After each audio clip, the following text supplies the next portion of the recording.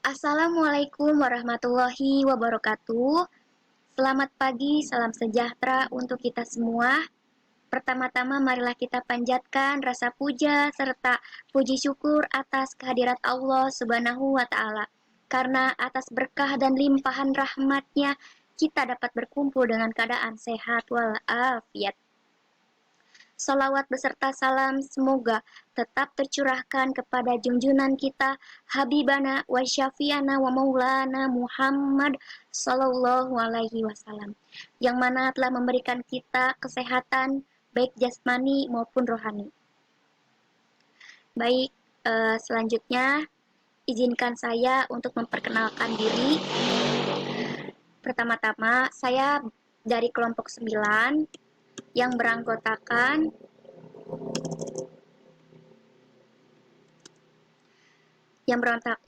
beranggotakan saya sendiri, Nadila Rizkiana, sebagai moderator dan sebagai pemateri 1, dan teman saya yang bernama Uswatun Hasanah sebagai pemateri 2. Baik, untuk mempersingkat waktu, sebelumnya saya akan menjelaskan materi pembahasan.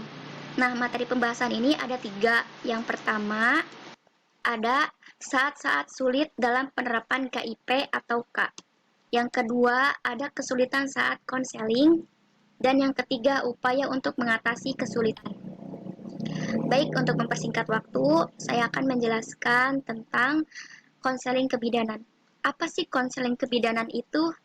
Konseling kebidanan ini adalah suatu proses pembelajaran, pembinaan, hubungan baik, pemberian bantuan, dan bentuk kerjasama yang dilakukan secara profesional sesuai dengan bidangnya oleh bidan kepada klien untuk memecahkan masalah, mengatasi hambatan perkembangan, dan memenuhi kebutuhan klien.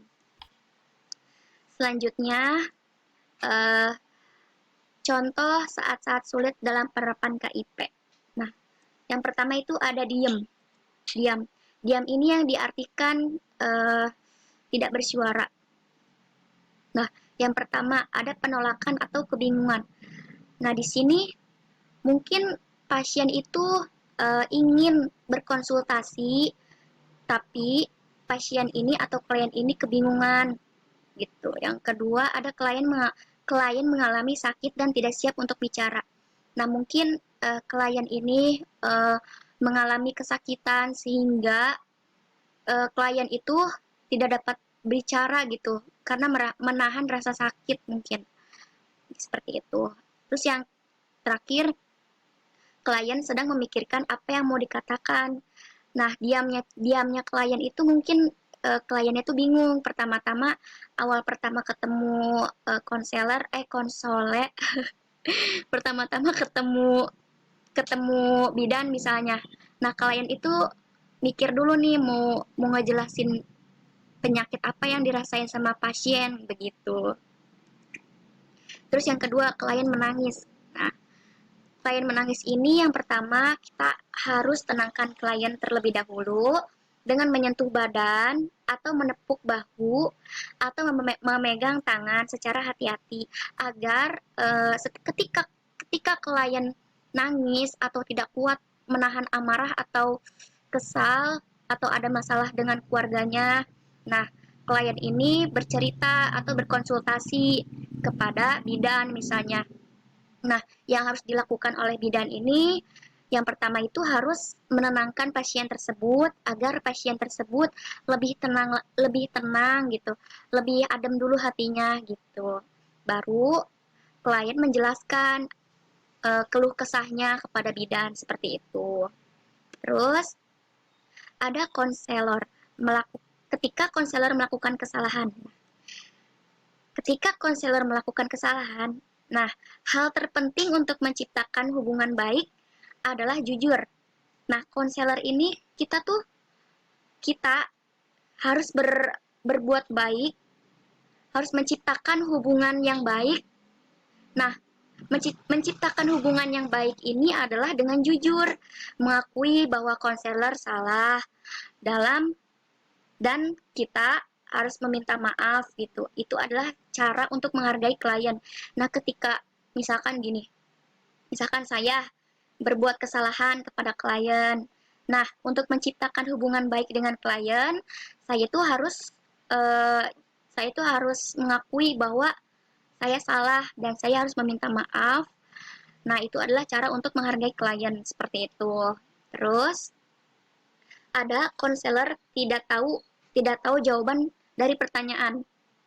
Nah, misalkan saya ditanya oleh pasien, gimana sih Bu Bidan, cara cara ini kayak gimana gitu. Nah, saya kebingungan nih, saya belum menguasai pertanyaan-pertanyaan dari pasien atau klien itu saya belum menguasainya.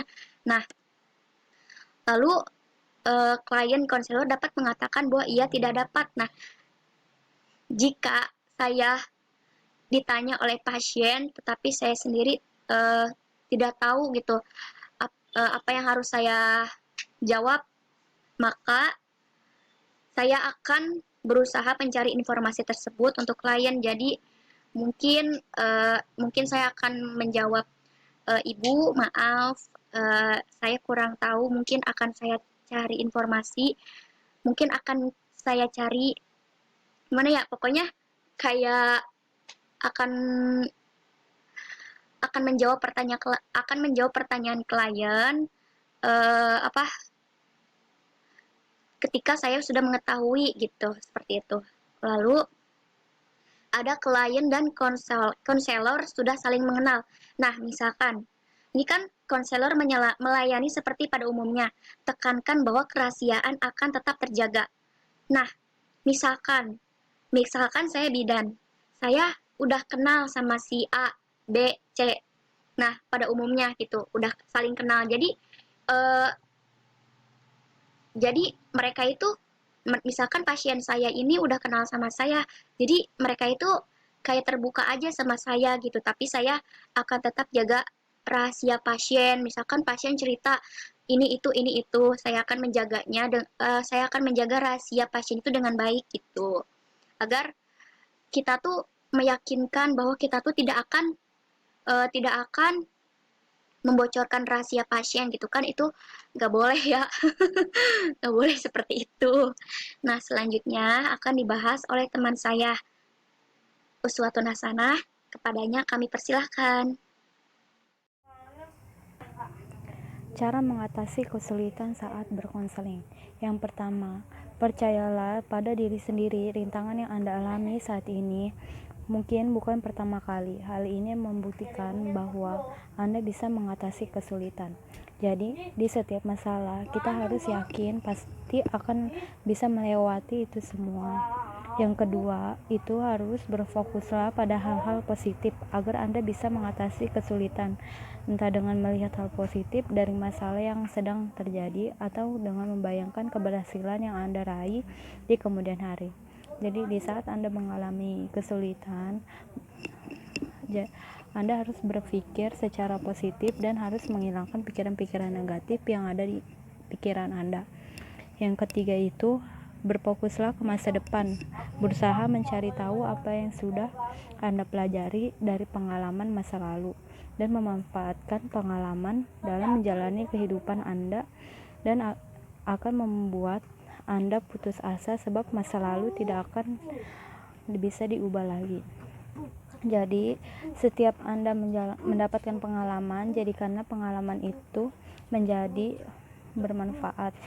Yang keempat, jangan mudah menyerah. Menyerah bukanlah solusi atas sebuah masalah. Dengan terus berusaha, Anda bisa menemukan cara baru dan solusi, sebab pada saat itu situasi akan berubah. Jadi di setiap kita mengalami masalah, yakinlah pada diri sendiri dan jangan mudah menyerah atau berputus asa. Sekian penjelasan dari cara mengatasi kesulitan saat berkonseling.